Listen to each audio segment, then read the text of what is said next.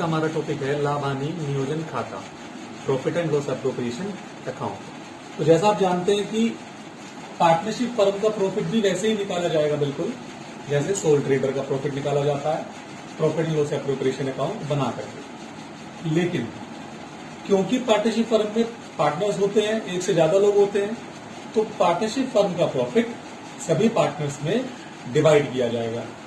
तो partnership firm का profit साझेदारी के पार्टनर्स में बांटने के लिए, उसको बंटवारा करने के लिए P&L अकाउंट के बाद एक अलग से खाता बनाया जाता है, कि अलग से अकाउंट बनाया जाएगा जिसको कहते हैं लाभ हानि नियोजन खाता या profit and loss appropriation account. ये एक तरह से लाभ हानि खाते का ही भाग है। जैसे आपने देखा होगा प्रॉफिट एंड लॉस अकाउंट में दो भाग होते हैं। पहला ट्रेडिंग का पोर्शन होता है जिससे ग्रॉस प्रॉफिट कैलकुलेट होता है, उसके बाद प्रॉफिट एंड लॉस अकाउंट बनाया जाता है जिससे प्रॉफिट या लॉस निकल के आ जाता है। उसके बाद तीसरा भाग जो होगा वो लाभ हानि नियोजन खाते का होगा। ये साझेदारी के लाभों को सभी पार्टनर्स में लाभों का बंटवारा करने के लिए बनाया जाता है। दूसरा, लाभों को बांटने से पहले कुछ समायोजनाएं हमें करनी पड़ती हैं, कुछ एडजस्टमेंट्स करनी पड़ती हैं। तो लाभों को बांटने के पहले वो एडजस्टमेंट भी लाभ हानि नियोजन खाते में करनी पड़ेगी। वो एडजस्टमेंट कौन कौन सी हो सकती हैं?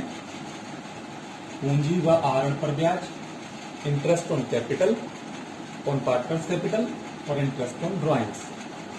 अगर किसी पार्टनर्स को सैलरी या कमीशन हमें देना है तो उसका एडजस्टमेंट भी लाभों को बांटने से पहले लाभ हानि नियोजन खाते में करना पड़ेगा। या इसके अलावा कोई और समायोजना हमारी रह गई है जो लाभों को बांटने से पहले जरूरी है, तो उसको भी हम लाभ हानि नियोजन खाते में एडजस्ट करेंगे।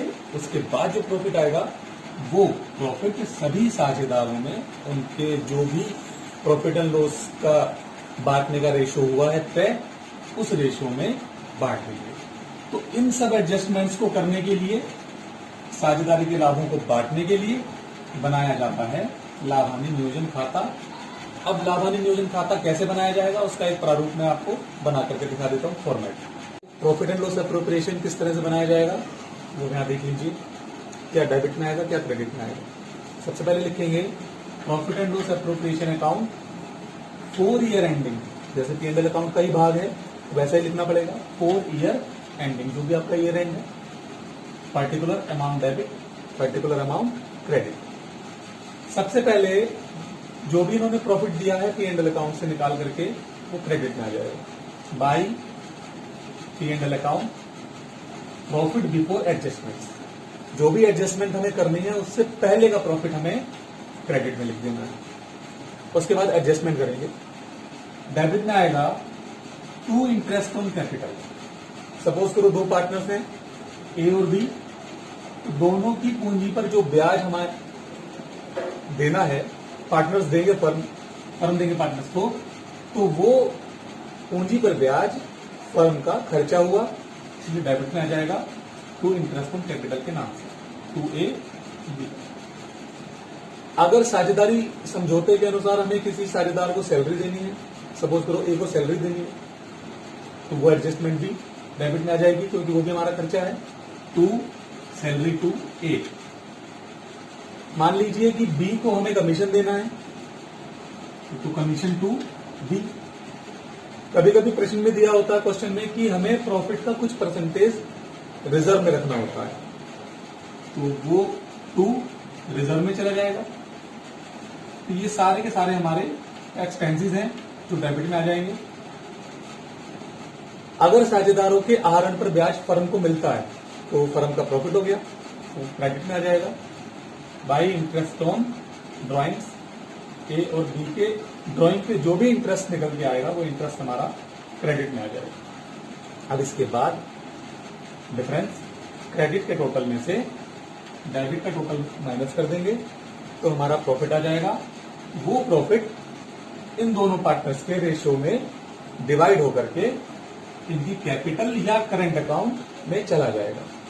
अगर तो इनके कैपिटल अकाउंट फ्लक्चुएटिंग है, अस्थायी परिवर्तनशील है, तो प्रॉफिट कैपिटल में चला जाएगा, टू इज कैपिटल। लेकिन अगर इनके पूंजी खाते या कैपिटल अकाउंट फिक्स है तो वो करंट अकाउंट में जाएगा, ये हम बता चुके हैं पहले। तो बी का प्रॉफिट बी कैपिटल में या करंट अकाउंट में जैसी भी स्थिति हो चला जाएगा। इस तरह से हमारा प्रॉफिट एंड लॉस एप्रोप्रिएशन आ जाएगा।